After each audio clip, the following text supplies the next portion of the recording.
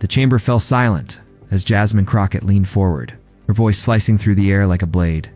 "Mr. Kennedy, do you expect us to just sit here and let your theories endanger millions?" Gasps echoed faintly across the rows of staffers and aides.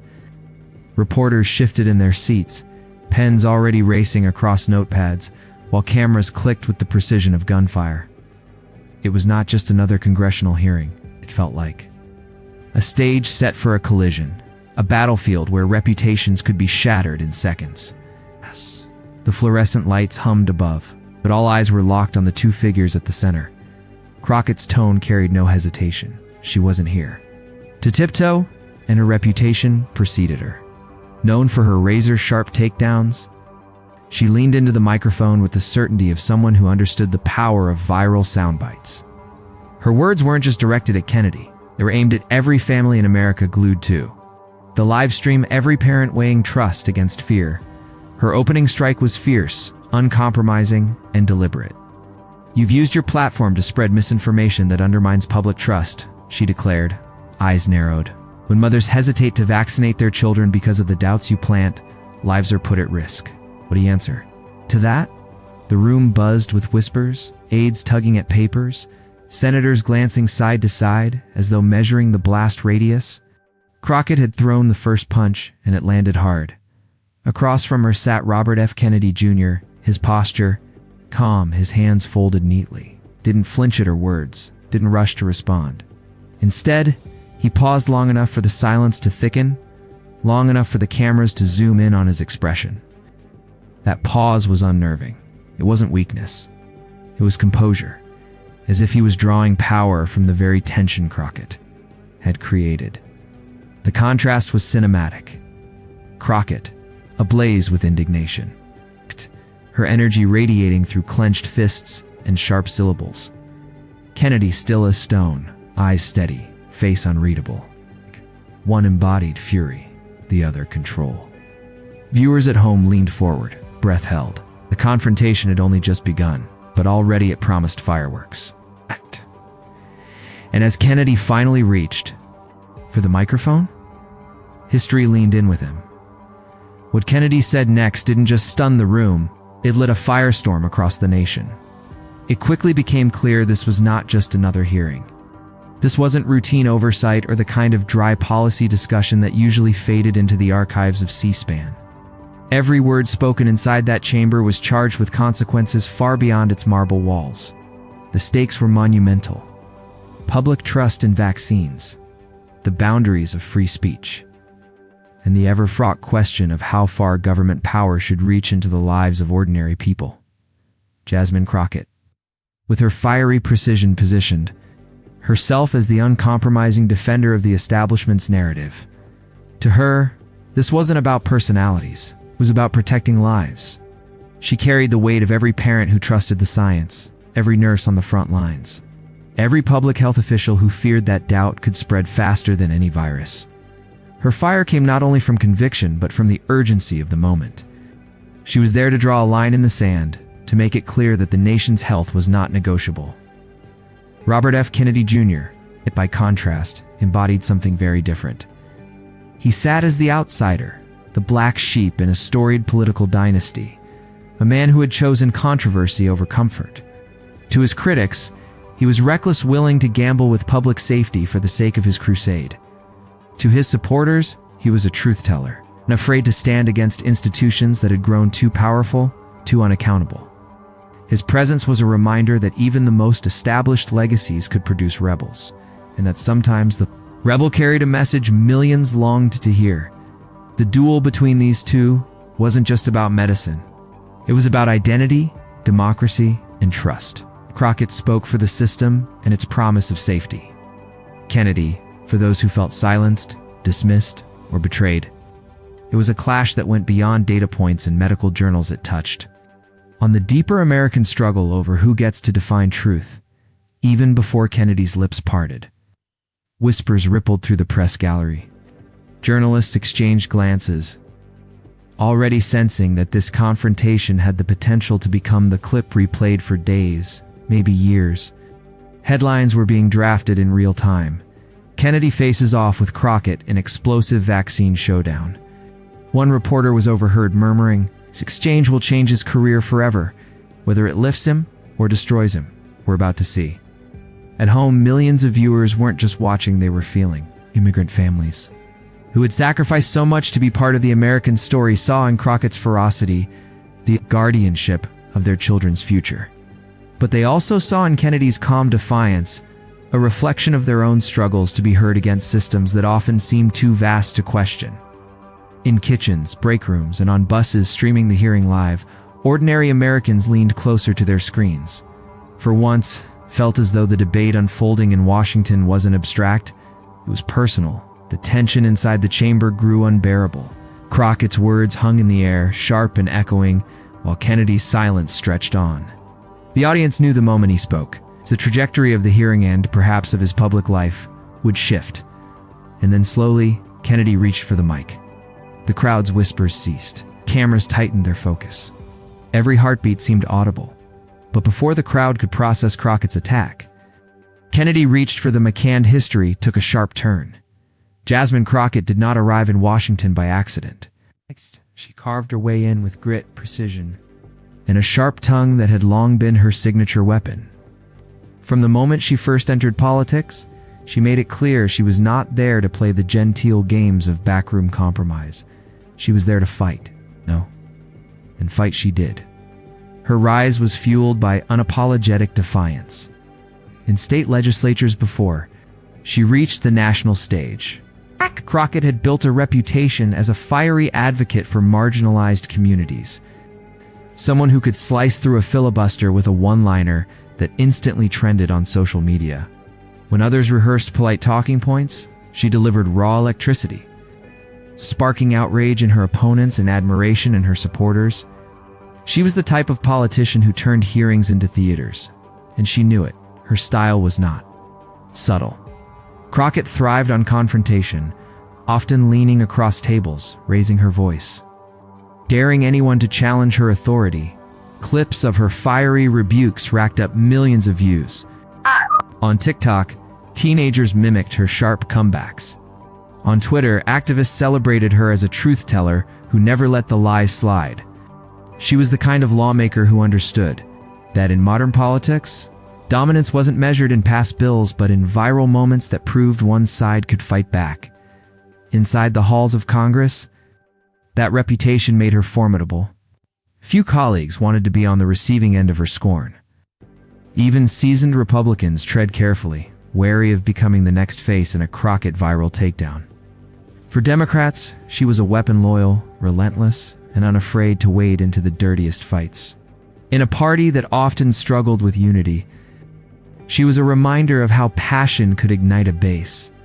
Yet beneath that brilliance lay cracks subtle, but visible to those willing to look closely. Her anger, while powerful, sometimes ran ahead of her arguments. She would cut off witnesses mid-sentence, snapping before they finished their points, leaving viewers unsure whether she was defending truth or simply refusing to lose. For her admirers, this was strength. For her critics, it was recklessness. The line between righteous fury and performative dominance was thin, and Crockett often danced along it. Her win-at-all-costs approach gave her victories in the short term, but it also bred a certain predictability. She always struck first, always went for the jugular, always assumed that fire would overwhelm calm. It was a formula that worked against opponents unprepared for the heat, but formulas have weaknesses, especially against someone who refused to play by the expected script. Still, few would deny her effectiveness. In her, progressives saw not just a politician but a cultural force. She embodied the frustrations of those who had watched decades of hearings where powerful men dodged accountability, where facts were buried beneath procedure. Crockett shattered that mold. She didn't just ask questions, she demanded answers. And if answers weren't forthcoming, she made sure the spectacle of refusal was itself damning.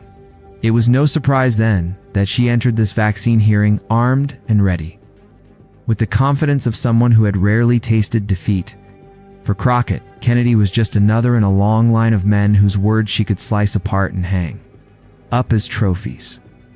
Her energy radiated certainty. She believed she was fighting for lives, for truth, for the safety of millions. Her passion was authentic, Her strategy was clear, but authenticity can sometimes blind, and certainty can sometimes harden into arrogance. The very fire that made Crockett formidable also threatened to consume her. Those moments when she dismissed nuance, when she silenced rather than listened, revealed a flaw in her armor. Supporters often overlooked it, chalking it up to her boldness. Yet deep down, audiences sensed that such relentless fury could one day collide with someone unshakable, and that day had come. The hearing room was her stage.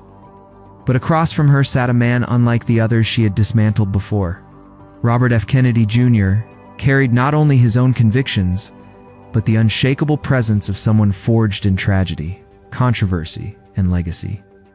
Crockett's usual weapons volume, speed, viral precision were formidable. But Kennedy's silence, his patience, his refusal to be rattled, hinted at a different kind of power. Crockett had faced many opponents and broken them with fire. But Crockett had never faced an opponent like this, an heir to one of America's most storied families. Armed with scars of his own battles, Robert F. Kennedy Jr. entered the world, carrying a name soaked in both hope and blood.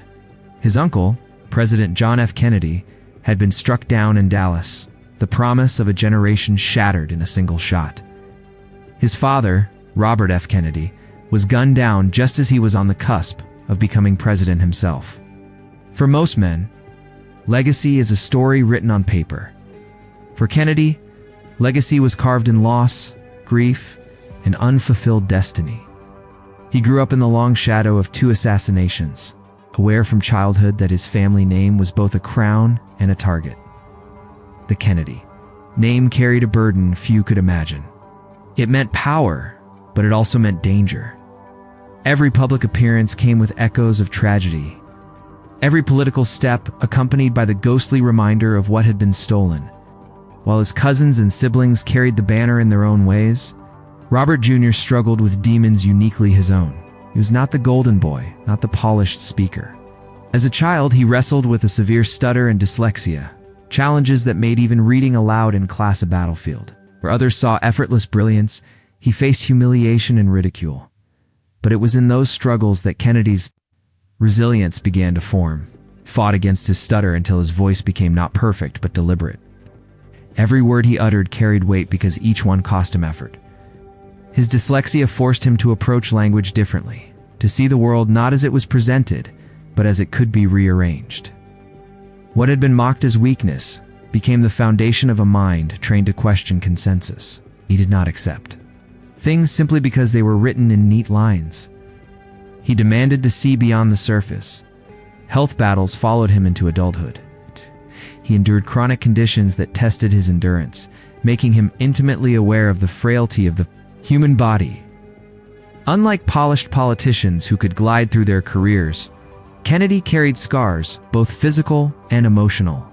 He knew suffering, and that knowledge created a quiet empathy. He understood the frustration of being dismissed, the pain of being underestimated.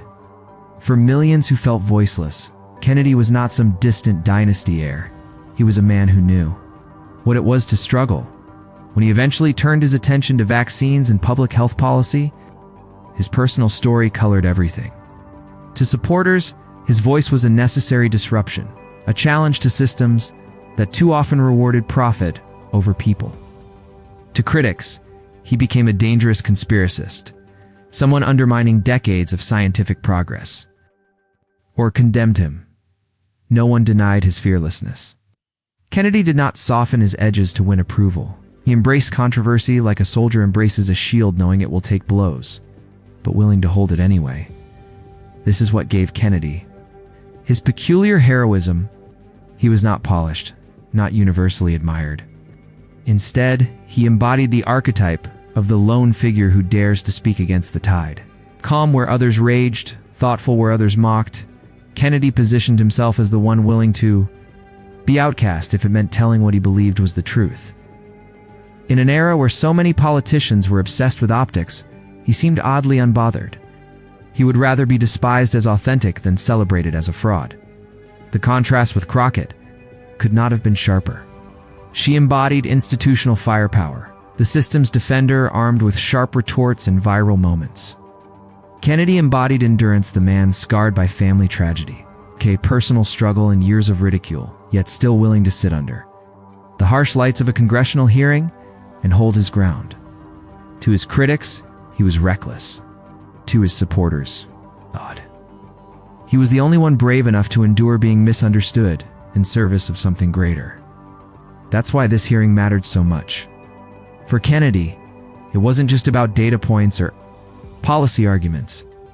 It was about the chance to prove that his voice, shaped by tragedy, sharpened by struggle, could stand tall against the machinery of Washington. The millions watching weren't merely evaluating his claims. They were measuring whether he had earned his moment, whether he was more than a controversial figure, whether he could embody the very values Americans longed to see in their leaders: courage, calm, and conviction. And as Crockett unleashed her fire, the audience leaned into the contrast. Here was a woman at the height of her powers, trained in the art of viral dominance. And here was Kennedy, seemingly fragile yet unbroken, prepared to endure her heat without flinching. It was a clash not just of ideas, but of identities and gar against patience. Establishment against outsider, spectacle against resilience. The moment demanded more than survival, demanded a transformation. Could Kennedy, long dismissed as a marginal voice, rise from his chair and turn fury into silence, ridicule into respect? Could he, with his halting cadence and quiet persistence, stand toe-to-toe with a fighter like Crockett and not only endure, but prevail? The answer was about to unfold, and the silence before his words felt heavy with history. And when Jasmine Crockett tried to silence him with fire, Kennedy didn't just defend himself. He struck back with something no one expected. The air in the hearing room grew thicker with every second. Reporters leaned forward, pens poised, cameras trained on. The two figures at the center of the storm. Jasmine Crockett had no intention of letting Robert F. Kennedy Jr. walk away from this exchange unscathed. Her voice cracked like a whip. "Mr. Kennedy, you are not here to tell fairy tales. You are not here to gamble with American lives. Are here because millions could die if your words take root. You understand that responsibility, or do you simply not care?" Before Kennedy could even adjust the microphone, she pounced again, rapid fire, her cadence unrelenting. Children are watching, parents are scared. And you used to fan the flames of conspiracy instead of standing with science. Ow. "Do you live with yourself, sir?" Gasps fluttered across the chamber. Crockett didn't give him an inch. Her body leaned forward, her hands slapping the desk in rhythm with each accusation. She cut across his attempts to speak, her voice a rolling tide that threatened to drown him. The room seemed to tilt in her favor. Spectators nodded, aides whispered in approval, and flashes from cameras immortalized her fury. But then came the contrast, the stillness. Kennedy sat motionless, hands folded, gaze fixed directly on Crockett.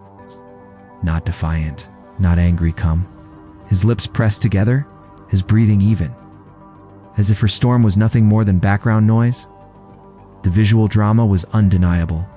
Crockett's fire, blazing, loud, unrestrained, versus Kennedy's composure, a quiet steel that unsettled. The room, she spoke over him once more, cutting into his pause. "Dangerous lies, Mr. Kennedy. That's what you traffic in. Dangerous, reckless lies that could kill people. And history will not forgive you for it." The words hit the chamber like a gavel. And for a brief moment it seemed Kennedy might finally buckle under the weight of her assault. The audience shifted, eyes darting between the two, waiting for his breaking point. But he didn't break. Instead, he leaned forwards, lowly, deliberately. The movement alone silenced some of the whispers. His voice, when it came, was low, steady, impossible to ignore. "Congresswoman, I have been accused of many things in my life. Being reckless with the truth has never been one of them." Oh. The words slid across the chamber with surgical precision. Crockett blinked, momentarily caught off guard. Kennedy pressed on, his tone unshaken. "You say my words are dangerous. But what is more dangerous, questioning those in power, or blindly trusting them after they've failed us time and time again?" A murmur rippled through the gallery. Crockett immediately jumped back in, her hands slicing through the air as she spoke. "You're dodging. This isn't about trust. This is about public health. And when your rhetoric causes even one parent, To doubt a doctor and their child suffers, that's on you. Her fire roared, her volume rose, and yet Kennedy's stillness became its own kind of dominance. The chamber, the cameras, the audience at home, they were drawn to the duel of opposites. Fury against calm, authority against quiet defiance. And then came the moment. Kennedy inhaled deeply, leaned closer to the microphone, and with every camera locked on him, dropped the line that would echo far beyond those walls. The chamber was on edge. Every eye locked on Robert F. Kennedy Jr. Jasmine Crockett had pummeled him with accusations, her voice still hanging in the air like smoke after an explosion. But Kennedy didn't flinch. He leaned toward the microphone, his composure unnerving in its steadiness, and then spoke the line that froze the room. "Congresswoman, if telling the truth endangers millions, maybe it's not my words that are dangerous. Maybe it's the system you're defending." The silence that followed was suffocating. Even the clicking of reporters' cameras stalled, as if the room itself had forgotten to breathe. Crockett's eyes narrowed, her lips parting as though to retort. But nothing came out at first. Kennedy pressed forward, his tone sharpened, but not raised. A scalpel rather than a hammer. "You call me reckless? You call me dangerous? But I ask you this: where was your outrage when pharmaceutical giants concealed data? When side effects were buried? When families were left in the dark until it was too late? Where was the fire then?" The chamber rippled with tension. Some aides shifted uncomfortably in their seats, glancing at one another as if to say he went there. Crockett tried to interject, her hand slicing the air. "Those are distortions," but Kennedy didn't yield. First, his voice carried over hers, calm but impenetrable. "Do you know what's truly dangerous, Congresswoman? A government so entangled with corporate interests that the line between public safety and private profit disappears." That line landed like a thunderclap. Gasps erupted from the audience gallery. Phones lit up as journalists furiously typed. Knowing they had just witnessed a viral moment in the making, Crockett regained her footing, firing back with heat. "So now you're accusing the government of conspiring with corporations to harm its own citizens? That's not truth. That's reckless paranoia." But Kennedy only leaned back slightly, his gaze unwavering. Paranoia or pattern? At history? Look at tobacco. Look at opioids. Every time Americans trusted too blindly, they paid the price. I will not sit quietly while that cycle repeats. The contrast between them had never been sharper. Crockett, fiery, her volume climbing higher with every syllable. Determined to overpower him, Kennedy, unshaken, his every word measured like a blade cutting through steel. The spectators were spellbound. Some nodded in approval of Crockett's relentless push. Others leaned toward Kennedy, their expressions lit with the recognition of uncomfortable truths. The tension wasn't just between two politicians. It was between two worldviews colliding on the national stage. Crockett, jabbed her finger toward him. "Your rhetoric gives false hope to conspiracy theorists. It emboldens extremists, and it makes it harder for real science to do its job. That's your legacy, Mr. Kennedy." Kennedy's response was swift, almost surgical. "My legacy, Congresswoman, is fighting for a country where citizens don't have to choose between blind obedience and their children's health. If that makes the powerful uncomfortable, so be it." The room shuddered under the weight of his words. Reporters whispered furiously. Commentators online began cutting clips in real time, and hashtags were already forming. This was no longer a routine exchange, it was a cultural flashpoint. Crockett, unwilling to cede ground, leaned closer to her mic, her voice practically trembling with indignation. "You're playing with fire. And if even one child gets hurt because of your so-called truth, that blood is on your hands." For the first time, Kennedy's tone sharpened, rising just enough to pierce the chamber. "No, Congresswoman. The blood will be on the hands of those who silenced the questions, who crushed debate, who treated citizens like subjects instead of equals. Democracy doesn't die from questions, it dies from censorship." The room exploded, shouts, gasps, reporters nearly falling over themselves to capture the moment. It was no longer just a debate, it was a confrontation that would echo across every news cycle in the country. And as Crockett recoiled slightly, Her expression flickering between fury and disbelief, Kennedy leaned back in his chair, his voice dropping to a final devastating whisper into the microphone. "The real danger isn't me, Congresswoman. It's the silence you're demanding." And in that instant, the chamber wasn't just stunned, it was transformed. What followed wasn't merely debate. It was war. The words still echoed when the chamber erupted. Some cheered, others hissed. Reporters bolted for the exits, phones already pressed to their ears, barking orders to editors. It wasn't just testimony anymore, it was history, raw and unfiltered, unfolding live, within minutes. Hashtags surged across social media. Hashtag Kennedy vs. Crockett. Hashtag truth or danger. Hashtag silence is danger. On X, Kennedy's closing line, "The real danger isn't me, Congresswoman. It's the silence you're demanding," was clipped, subtitled, and shared thousands of times before the hearing even adjourned. TikTok stitched it into montages. Instagram flooded with reels. In living rooms, classrooms, and coffee shops, Americans debated the moment as if they had been sitting in that chamber themselves. Crockett's supporters rushed online, praising her for holding the line against what they called dangerous misinformation. Progressive voices framed her as a warrior, the one woman standing tall against a tide of reckless rhetoric. They clipped her sharpest jabs, "that blood is on your hands," and turned them into rallying cries. For her base, she was the shield, protecting science from sabotage. But Kennedy's defenders were just as loud, just as passionate. They saw in him the underdog who dared to challenge a powerful institution. Memes painted him as David against Goliath, standing calm while Crockett shouted, "Democracy doesn't die from questions, it dies from censorship," became an anthem. His words hit deep, especially for those who felt ignored, dismissed, or censored during the pandemic years. Cable news networks pounced. Dissecting Crockett's fiery defense, was it principled or overplayed? Fox News countered with a chyron flashing, "Kennedy torches Dems in hearing." MSNBC asked whether his words were a threat to public health or a legitimate critique of government. Power. Podcasts dropped emergency episodes. YouTube commentators scrambled to upload reaction videos with titles like, "Kennedy destroys Crockett and Crockett humiliates Kennedy." But the shockwaves weren't confined to media.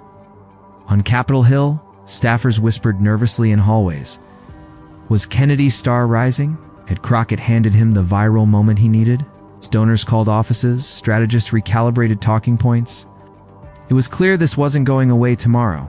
Even late-night comedians joined the frenzy. "They won," replayed Crockett, wagging her finger, cutting to Kennedy's steady glare. "Ow." Then quipped, "This wasn't a hearing. It was a Netflix drama waiting for a sequel." The audience roared, but the laughter didn't erase. The tension, it amplified it. Ordinary Americans, too, felt pulled into the storm. Parents debated over dinner tables whether Kennedy was reckless or righteous. College students shared clips in group chats, arguing over who won. Immigrant families who had long distrusted government messaging whispered to one another that maybe, just maybe, someone was finally saying aloud what they had always suspected. But beneath the viral clips and hot takes, something more profound was happening. The clash had cracked open a fault line in the American psyche. Oh, was truth something handed down by institutions, or something wrestled into daylight by dissenters? Was public health safeguarded by censorship or threatened by it? The Crockett-Kennedy showdown forced millions to confront those questions, whether they wanted to or not. And while Crockett had dominated so many hearings before commanding headlines, winning sound bites this time felt different. Her fire was still admired, but critics began to whisper that maybe it burned too hot. That in trying to silence Kennedy, she had elevated him instead. Meanwhile, Kennedy, long dismissed as fringe, now occupied the center of national conversation. By the next morning, polls appeared on news sites. Who do you trust, more Crockett or Kennedy? The results were neck and neck, fueling the frenzy. Editorials filled columns with words like clash, showdown, battle. Every outlet agreed on one point. This was not just another political squabble. It was a defining moment, and behind the viral frenzy was a deeper lesson waiting to be revealed. Because beneath the noise, beneath the hashtags and headlines, lay the truth about power and the cost of speaking against it. As dawn broke over Washington, the echoes of the clash had not faded. They had only sharpened. Headlines still blared. Clips still trended. But in the quiet reflection that followed the storm, something more enduring emerged. Because in the chaos of accusation and defense, the real lesson revealed itself. The enduring battle between silence and truth, between fire and composure, between authority and conscience. For Jasmine Crockett, the hearing was another chapter in her career defined by ferocity.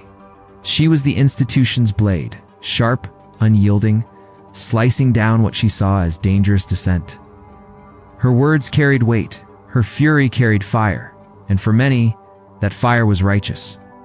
But fire can consume as easily as it can protect, and questions lingered. Had she silenced a threat or amplified a voice she sought to extinguish? For Robert F. Kennedy Jr., the moment crystallized his lifelong struggle. Born into a dynasty, scarred by loss, tempered by personal battles, he had never stood as the easy heir to power, but as the reluctant challenger of it. Oh yeah. The hearing reframed him not as a conspiracist on the fringe, but as a man willing to face fury with calm, to meet fire with stillness. To insist, however unpopular, that freedom meant the right to question, and that, perhaps, was the heart of it. Because what resonated beyond the walls of that chamber was not just Kennedy's words, nor Crockett's fire. Was the universal truth their clash illuminated. Democracy is not the absence of conflict, it is the endurance of it. It is not silence in the face of controversy, but the willingness to wrestle with it openly, painfully. Ordinary Americans felt it. Immigrant families who had long questioned whether their voices mattered saw in Kennedy's stillness a reflection of their own quiet resilience. Young activists, inspired by Crockett's defiance, saw that passion still has power in a system that too often rewards conformity. The clash was not about one side winning, but about America remembering that its strength lies in the fight itself, in the courage to speak, the courage to listen, and the courage to endure the discomfort of dissent. And so the moral emerged, etched not in policy papers or sound bites, but in the hearts of those who watched. Dignity matters more than arrogance. Truth matters more than comfort. And the health of a democracy depends not on silencing voices, but on hearing them even when they unsettle us. As Kennedy left the chamber that day, cameras flashing, aides whispering, Crockett still fiery in her stance, the audience felt it. Something larger than a hearing had taken place. A reminder, raw and unshakable, that liberty is not fragile, it is forged in conflict. And when history remembers this day, it will not ask who shouted the loudest, it will ask who stood their ground when it mattered most. The dust had settled, but the echoes remained. Viewers across the nation replayed the clash, dissecting every glare, every pause, every word. Some saw Crockett's fire as the shield America needed. Others saw Kennedy's composure as the courage America had forgotten. But all agreed, this was not just another hearing, it was a reckoning. Because when democracy is tested, it rarely happens in silence. It happens in the clash of voices, in the refusal to bow, in the sparks that fly when conviction meets resistance. That is what unfolded before our eyes. A reminder that liberty is not given, is claimed, and so the title lives on.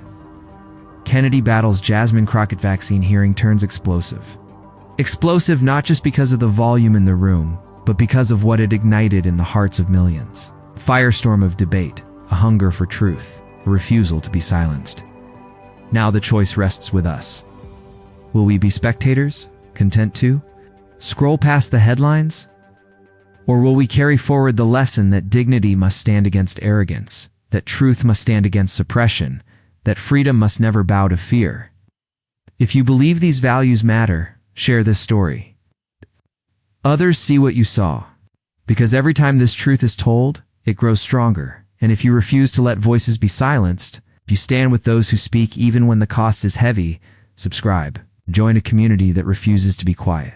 Because in America, liberty doesn't survive by accident. It survives because ordinary people decide, again and again, that it is worth defending.